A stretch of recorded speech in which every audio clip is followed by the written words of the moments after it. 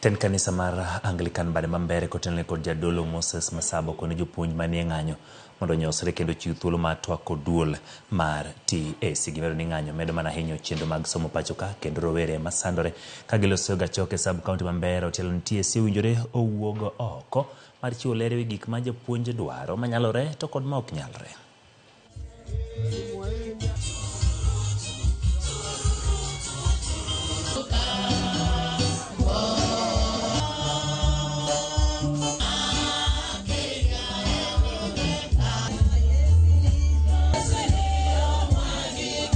Serikali akiwa mliagana mkasema kuna kitu mtafanya na injafanyika, hiyo ulisema ni jukumu yako useme ukweli.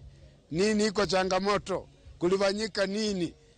Wananchi wa Kenya wataelewa, walimu wataelewa, lakini watu wasungumuze waeleze kwa nini haikufanyika vile lipango itafanyika. Hii kwa sababu migomo inacheleweza mambo mingi, na kucheleweza pia ni aibu, na kucheleweza inafanya mambo irudi nyuma mingi, na kucheleweza pia itafanya tabia zingine ambazo si mzuri wa wanafunzi ama watu waione. Tunataka kuwa mfano mzuri, tukua viongozi kwa kanisa, kwa nyumbani, mahali popote watu huko tuwe viongozi ama watu wanaonyesha example mzuri kwa watoto wetu.